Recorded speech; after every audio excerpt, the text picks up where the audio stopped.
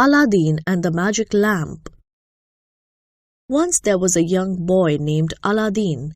He was a lazy and disobedient boy. His father had died a year ago, and his mother earned a living by spinning yarn. But Aladdin roamed around the city streets doing nothing the whole day. One day, a wealthy stranger came to the city. He noticed Aladdin in the street and thought, "That boy looks as though he has no purpose in life. It will not matter if I make him work for me." "Hello, son," he said. "I am your father's brother. I have returned here only to find my dear brother Mustafa is dead. Take this money and tell your mother I shall visit her." Aladdin's mother was puzzled when Aladdin told her the stranger's message. "You have no uncle," she said. "I don't understand why this man should give us money." The next day, the stranger came to their house and talked about how he had loved his brother. He gave Aladdin some new clothes. Aladdin's mother began to believe this man was a relation. The stranger now invited Aladdin to go with him to another city. The stranger showed Aladdin a flat stone with an iron ring set into it. "Lift this stone for me, nephew," he said, "and go into the cavern below. Walk through 3 caves, where you will see gold and silver stored. Do not touch it. You will then pass through a garden full of wonderful fruits, and beyond the trees you will find a lamp. Pour out the oil and bring the lamp to me. Pick some of the fruits on your return if you wish." Aladdin lifted the stone and saw some steps leading down into a cave. He went down the steps and found a ring lying on the ground. It was a shining gold ring with a great green emerald. "Take this ring as a gift," said the stranger to Aladdin. "but you must go, or I shall not buy you a shop." Now, the stranger was in fact a magician. He had read about a lamp with magical powers, and he had travelled far to find it. He knew the magic would not work for him unless the lamp was fetched from the cavern and handed to him by someone else. After Aladdin had brought him the lamp, the magician planned to shut him in the cave to die. Down in the cavern, Aladdin found all as he had been told. He hurried through the rooms filled with silver and gold and passed through the garden where the trees were hung with shimmering fruits of all colors. At the far end stood an old lamp. Aladdin took it, poured out the oil, and then picked some of the dazzling fruits from the trees as the magician had suggested. To his surprise, they were all made from stones. Aladdin took as many as he could carry and returned to the steps.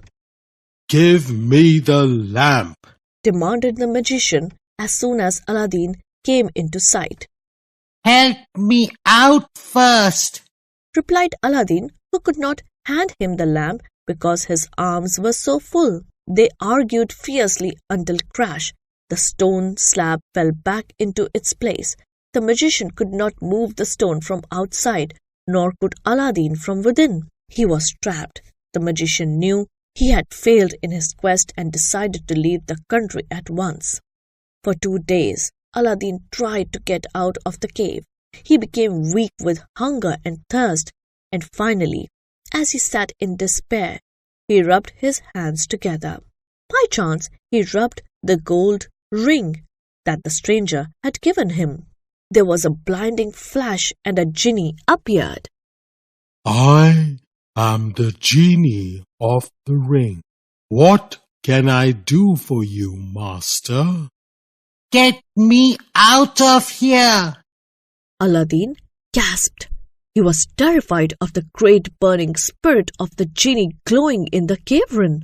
Before he knew what had happened, he was standing on the ground above the entrance of the cavern. Aladdin set off for home and collapsed with hunger as he entered the house. His mother was overjoyed to see him. She gave him all the scraps of food she had, and when she said she had no more, Aladdin suggested selling the lamp to buy some food.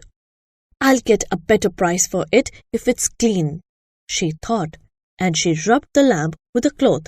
In a flash, the genie appeared. Aladdin's mother fainted in horror, but Aladdin seized the lamp.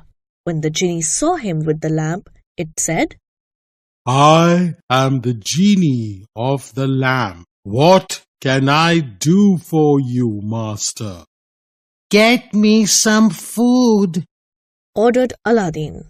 By the time his mother had recovered, there were 12 silver dishes of food and 12 silver cups on the table.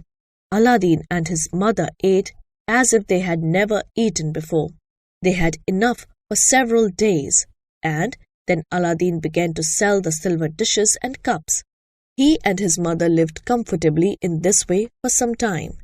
Then it so happened that Aladdin saw the Sultan's daughter, Princess Bedrul Budur. Aladdin fell in love with her at first sight and sent his mother to the Sultan's court to ask Sultan's permission for the princess to marry him. He told her to take as a gift the stone fruits he had brought from the cave. It was several days before Aladdin's mother could speak to the Sultan, but at last she was able to give him the stone fruits. The Sultan was truly amazed. Your son has such fine jewels. He would make a good husband for my daughter, I am sure, he told Aladdin's mother. But the Sultan's chief courtier was jealous. He wanted his son to marry the princess. Quickly, he advised the Sultan to say he would decide on the marriage in 3 months' time. Aladdin was happy when he heard the news. But at the palace, the chief courtier spoke against Aladdin, and when Aladdin's mother returned in 3 months, the Sultan asked her, Can your son send me 40 golden bowls full of jewels like the ones he sent before, only this time carried by 40 servants? Aladdin rubbed the lamp once more, and before long, 40 servants, each carrying a gold bowl filled with sparkling jewels, were assembled in the courtyard of their little house. When the Sultan saw them, he said, I am sure now that the owner of these riches will make a fine husband for my daughter. But the chief courtier suggested yet another test. Ask the woman He said, if her son has a palace fit for your daughter to live in. I'll give him the land, and he can build a new palace, declared the Sultan, and he presented Aladdin with land in front of his own palace. Aladdin summoned the genie of the lamp once more. Overnight, the most amazing palace appeared with walls of gold and silver, huge windows, beautiful halls and courtyards, and rooms filled with treasures. A carpet of red velvet was led from the old palace to the new, for the princess to walk on to her new home. Aladdin then asked the genie for some fine clothes for himself and his mother, and a grand wedding took place. Aladdin took care always to keep the wonderful lamp safe.